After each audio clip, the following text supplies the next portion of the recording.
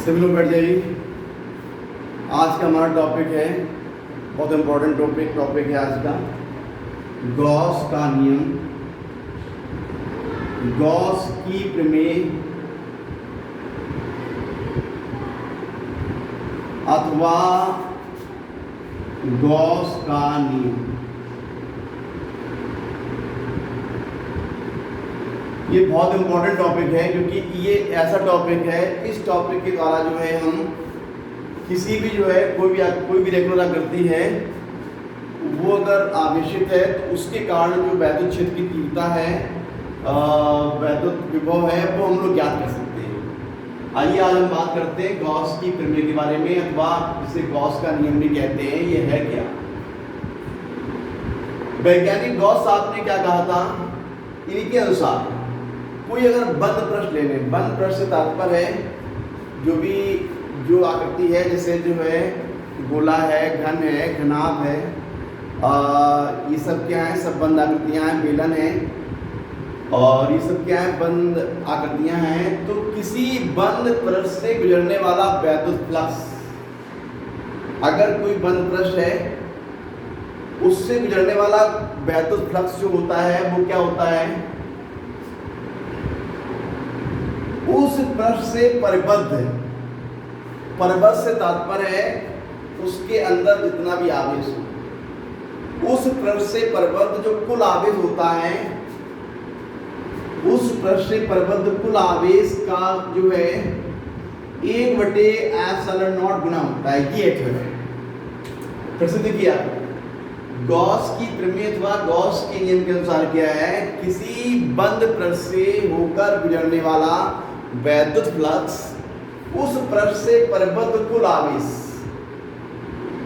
यहाँ Q तात्पर्य sigma Q, मतलब जितना भी आवेश उसके अंदर है, Q1, Q2, Q3, सबको आप जोड़ दीजिए, आप आवेश की इस राशि सिग्मा Q मान लीजिए आप, ये कह सकते हैं आप, ठीक है। तो उस पृष्ठ से परिबद्ध जो कुल आवेश है वो जो है 1/ε0 गुना होता है। ये जो क्लियर, इतनी बात क्लियर है आपको? तो ये है गॉस साहब के अनुसार गॉस की। अगर हमने कोई क्षेत्रफल ले लिया, हमने क्या किया?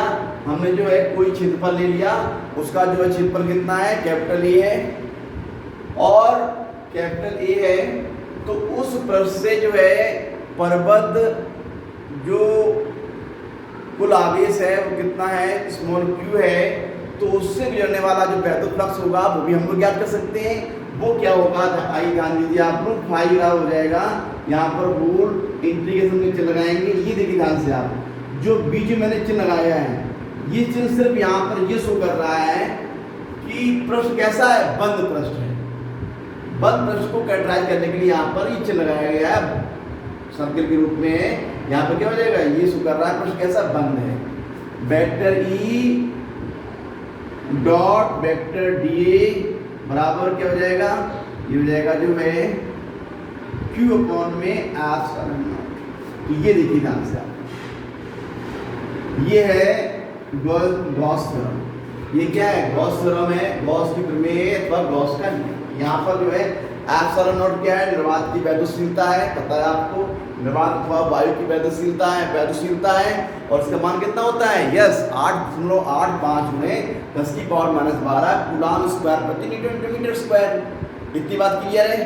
तो ये क्या हो गया? अगर आपके एग्जाम में 1 नंबर में आता है, गणितीय रूप में आता है, तो आप इसका स्टेटमेंट लिखेंगे आप, जैसे मैंने बताया आपको। उसके पश्चात आपको ये सूत्र लिखना है आपको, तो ये हो जाएगा इसका 1 नंबर में गणितीय। अगर इसका प्रूफ आता है, आइए देखिए, इसका हमें प्रूफ निकालना है। तो यहाँ पर प्रूफ के लिए हमने मान लिया जो है कोई प्लस क्यू आवेश है, कोई भी प्लस क्यू आवेश है, वो कहाँ पर स्थित है? बिंदु O पर स्थित है। यहाँ पर प्लस क्यू आवेश कहाँ पर स्थित है? बिंदु O पर स्थित है। और माना प्लस क्यू आवेश किसी बंद पृष्ठ के भीतर बिंदु O पर स्थित है, जिसका क्षेत्रफल कितना है? Capital A. ऐसा आप मान लिया। ये देखिए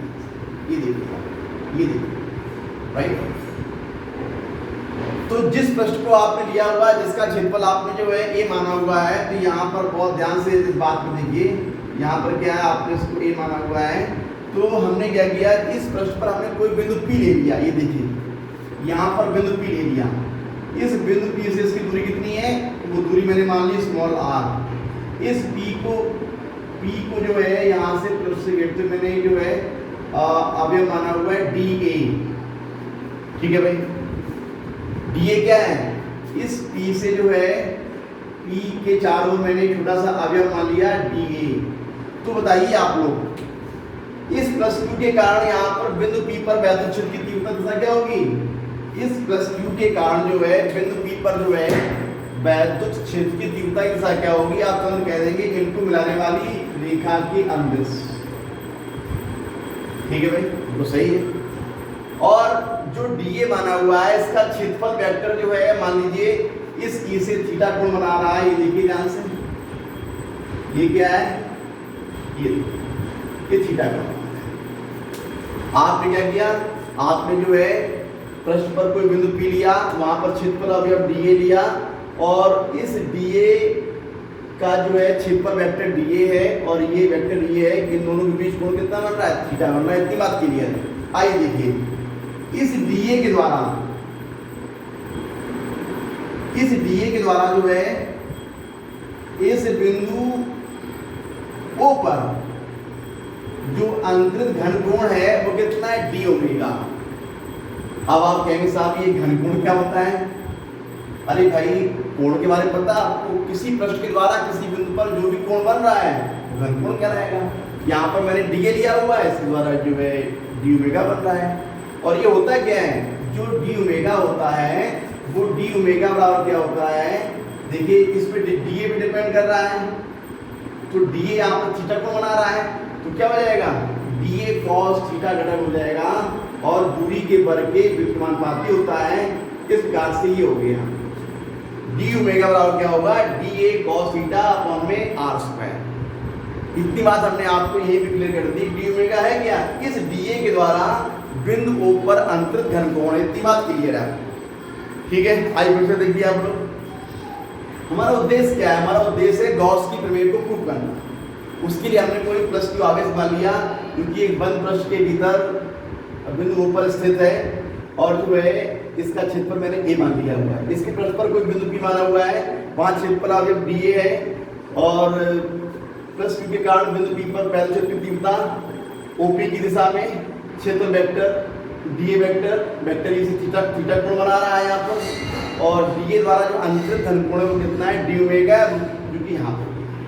ठीक है, तो बिंदु पी पर जो वैद्युत क्षेत्र की तीव्रता है वो कितनी है, ई बराबर आप ज्ञात कर सकते हैं, आप पता होना चाहिए 1 में जो है 4 pi epsilon not Q upon में आर स्क्वायर। ठीक है, बिंदु पी पर प्लस क्यू के कारण वैद्युत क्षेत्र की तीव्रता कितनी होगी, इतनी होगी 1 में 4 pi epsilon not Q upon में आर स्क्वायर। अब देखिए आप यहाँ पर डी ए से जो पृष्ठ अवयव है, यहाँ से डी ए से गुजरने वाला बाहर की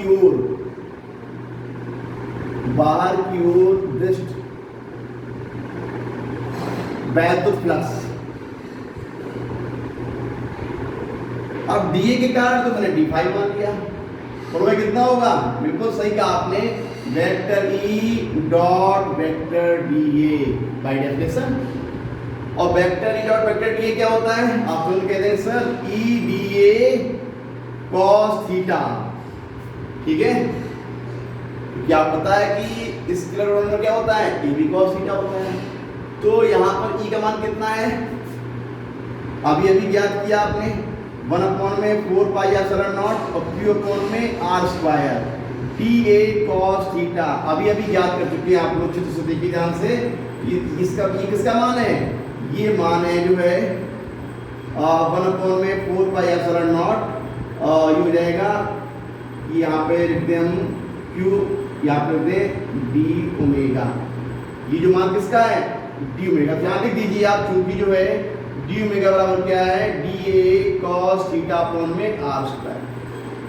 ठीक है भाई, ये तो आपने डीए से गुजरने वाला बाहर की ओर दृष्ट वैद्युत फ्लक्स ज्ञात कर लिया।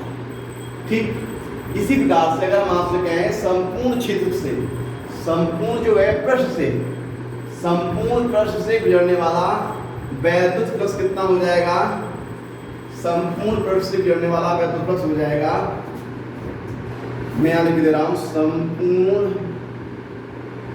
पृष्ठ से गुजरने वाला बाहर की ओर दृष्ट वैद्युत फ्लक्स